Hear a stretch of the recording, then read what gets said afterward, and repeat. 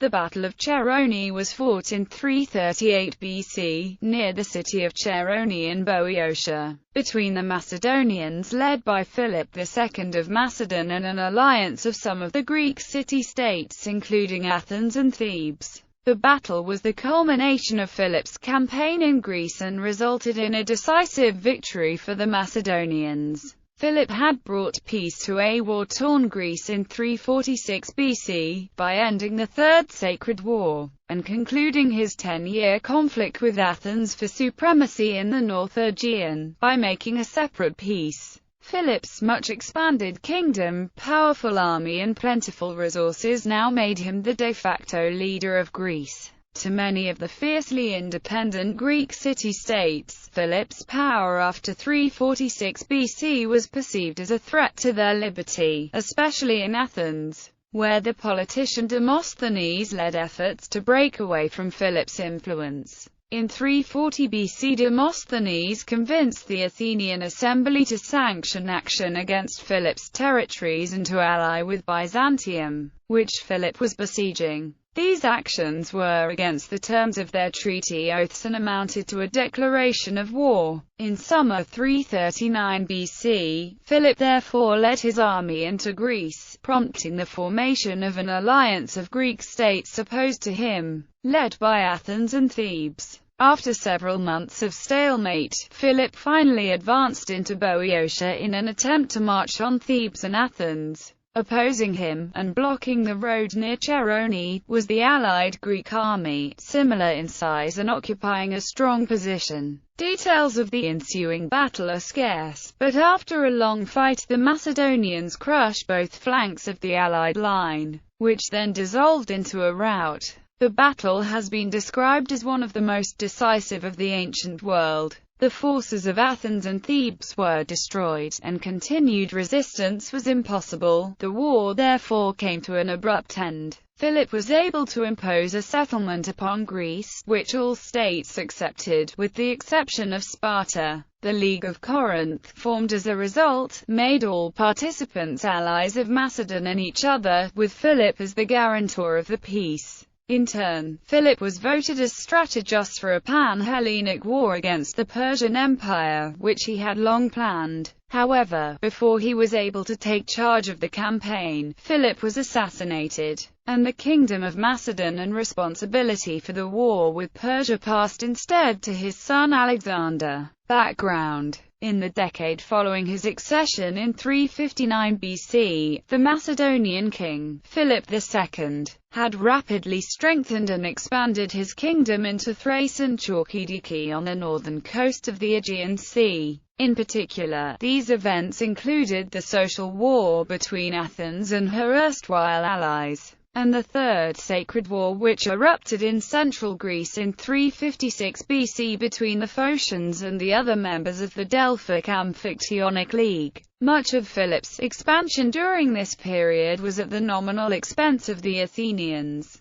who considered the North Aegean coast as their sphere of influence, and Philip was at war with Athens from 356–346 BC. Philip was not originally a belligerent in the Sacred War, but became involved at the request of the Thessalians. Seeing an opportunity to expand his influence into Greece proper, Philip obliged, and in 353 or 352 BC won a decisive victory over the Phocians at the Battle of Crocus Field in Thessaly. In the aftermath, Philip was made Archon of Thessaly, which gave him control of the levies and revenues of the Thessalian Confederation, thereby greatly increasing his power. However, Philip did not intervene further in the Sacred War until 346 BC. Early in that year, the Thebans, who had borne the brunt of the Sacred War, together with the Thessalians, asked Philip to assume the leadership of Greece, and join them in fighting the Phocians. Philip's power was by now so great that ultimately the Phocians did not even attempt to resist, and instead surrendered to him. Philip was thus able to end a particularly bloody war without any further fighting. Philip allowed the Amphictyonic Council the formal responsibility of punishing the Phocians,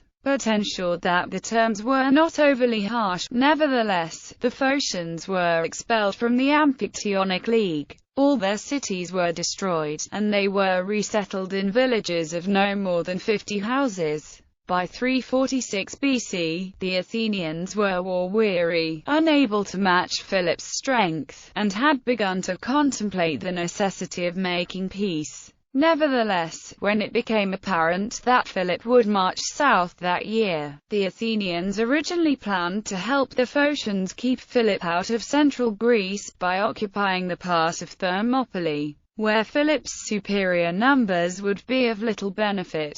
The Athenians had successfully used this tactic to prevent Philip attacking Phasis itself after his victory at Crocus Field. The occupation of Thermopylae was not only for the benefit of Phasis. Excluding Philip from central Greece also prevented him from marching on Athens itself. However, by the end of February, the general Philykos was restored to power in Phasis, and he refused to allow the Athenians access to Thermopylae. Suddenly unable to guarantee their own security, the Athenians were forced instead into making peace with Philip. The treaty that was agreed also made Athens reluctant allies of Macedon. For the Athenians, the treaty had been expedient, but it was never popular. Philip's actions in 346 BC had expanded his influence over all Greece, and although he had brought peace, he had come to be seen as the enemy of the traditional liberty of the city-states. The orator and politician Demosthenes had been a principal architect of the peace of Philocrates, but almost as soon as it was agreed, he wished to be rid of it. Over the next few years, Demosthenes became leader of the war party in Athens, and at every opportunity he sought to undermine the peace.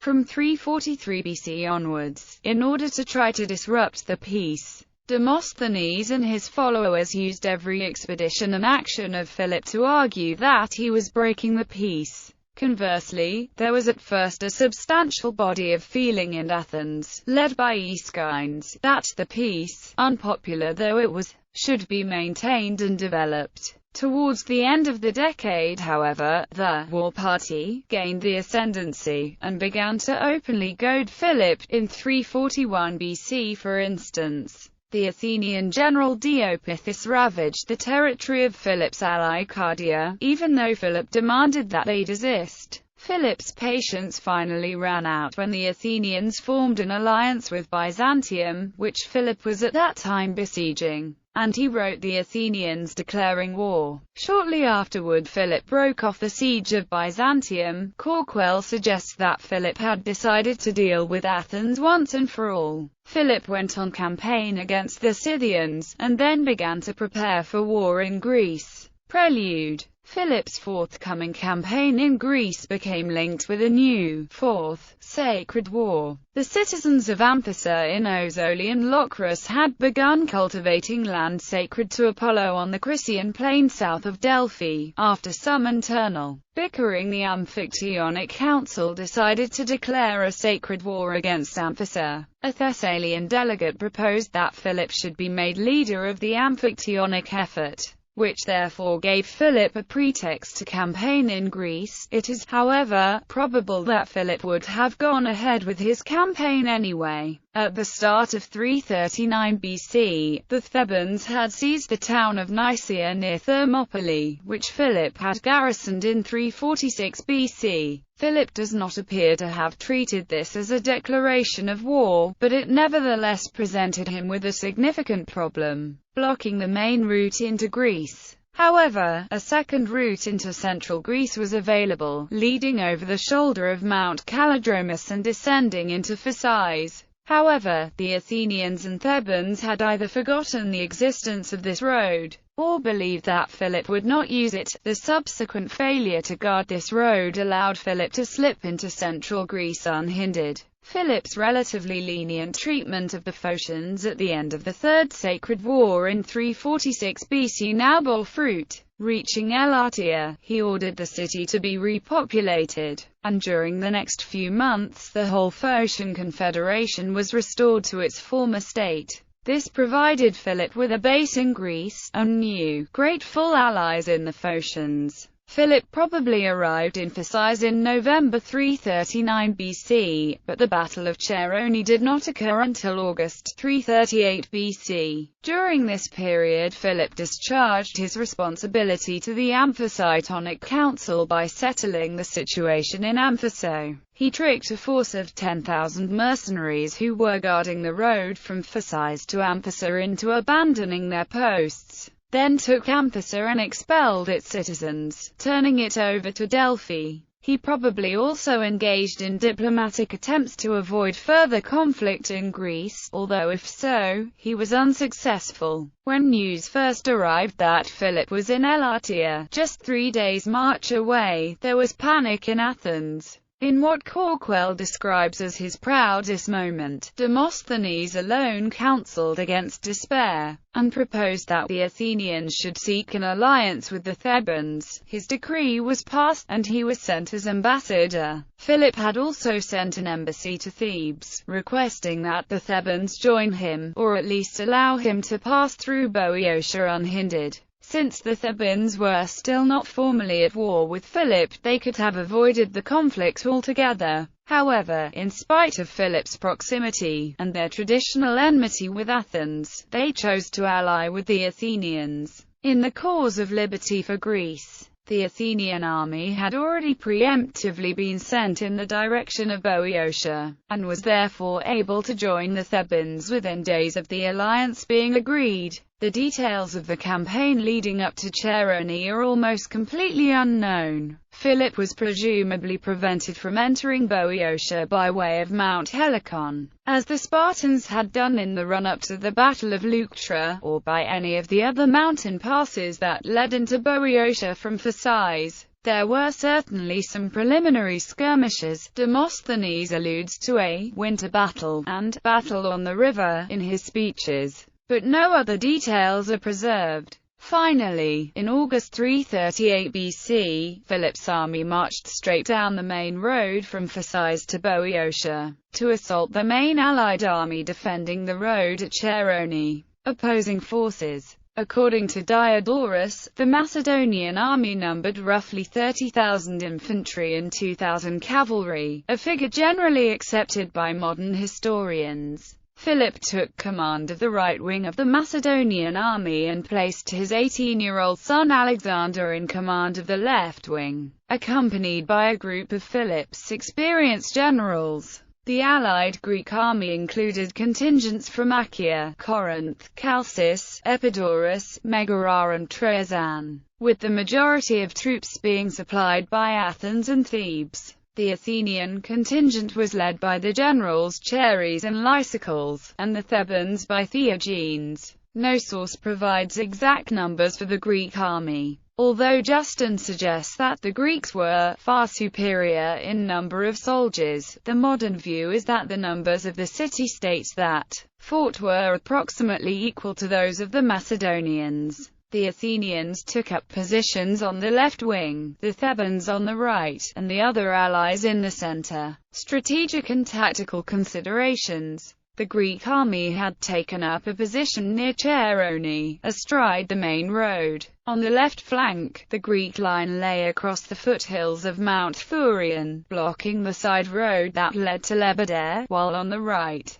the line rested against the Kephisos River, near a projecting spur of Mount Action. The Greek line, which was about 2.5 miles in length, was thus secure on both flanks. Moreover, the Greek line seems to have slanted northeastwards across the plain in between, so that it did not face the direction of Macedonian advance full square. This prevented Philip from attempting to concentrate his force on the Greek right wing, since the advanced position of the Greek left wing would then threaten Philip's right. Although Philip could attempt to concentrate his force against the Greek left, the troops there occupied high ground, and any attack would be difficult, since the Greeks could remain on the defensive, having only to prevent Philip's advance. Their position was therefore strategically and tactically very strong. Battle. Details of the battle itself are scarce, with Diodorus providing the only formal account. He says that, once joined, the battle was hotly contested for a long time and many fell on both sides, so that for a while the struggle permitted hopes of victory to both. He then recounts that the young Alexander, his heart set on showing his father his prowess, succeeded in rupturing the Greek line aided by his companions, and eventually put the Greek right wing to flight. Meanwhile, Philipp advanced in person against the Greek left and also put it to flight. This brief account can be filled out, if Polyarinus's account of the battle is to be believed. Polyarinus collected many snippets of information on warfare in his stratagems. Some are known from other sources to be reliable, while others are demonstrably false. In the absence of other evidence, it is unclear whether his passage regarding Chaeronea is to be accepted or rejected. Polyarinus suggests that Philip engaged the Greek left, but then withdrew his troops. The Athenians on the Greek left followed in. When Philip held the high ground, he stopped retreating and attacked the Athenians, eventually routing them. In another stratagem, Polyarinus suggests that Philip deliberately prolonged the battle to take advantage of the rawness of the Athenian troops and delayed his main attack until the Athenians were exhausted. This latter anecdote also appears in the earlier stratagems of Frontinus. Polyarinus's accounts have led some modern historians to tentatively propose the following synthesis of the battle. After the general engagement had been in progress for some time, Philip had his army perform a wheeling maneuver, with the right wing withdrawing, and the whole line pivoting around its center. At the same time, wheeling forward, the Macedonian left wing attacked the Thebans on the Greek right and punched a hole in the Greek line. On the Greek left, the Athenians followed Philip, their line becoming stretched and disordered. The Macedonians then turned, attacked and routed the tired and inexperienced Athenians. The Greek right wing, under the assault of the Macedonian troops under Alexander's command, then also routed, ending the battle. Many historians, including Hammond and Corkwell, place Alexander in charge of the companion cavalry during the battle, perhaps because of Diodorus's use of the word companions. However, there is no mention of cavalry in any ancient account of the battle, nor does there seem to have been space for it to operate against the flank of the Greek army. Plutarch says that Alexander was the first to break the ranks of the sacred band of the Thebans, the elite of the Theban infantry, who were stationed on the extreme right of the Greek battle line. However, he also says that the sacred band had met the spears of the Macedonian phalanx face to face. This, together with the improbability that a head-on cavalry charge against the spear-armed Thebans could have succeeded, has led Gabel and others to suggest that Alexander must have been commanding a portion of the Macedonian phalanx at Chaeronea. Diodorus says that more than 1,000 Athenians died in the battle, with another 2,000 taken prisoner, and that the Thebans fared similarly. Plutarch suggests that all 300 of the sacred band were killed at the battle, having previously been seen as invincible. In the Roman period, the Lion of Tyranny, an enigmatic monument on the site of the battle, was believed to mark the resting place of the sacred band. Modern excavations found the remains of 254 soldiers underneath the monument. It is therefore generally accepted that this was indeed the grave of the sacred band, since it is unlikely that every member was killed.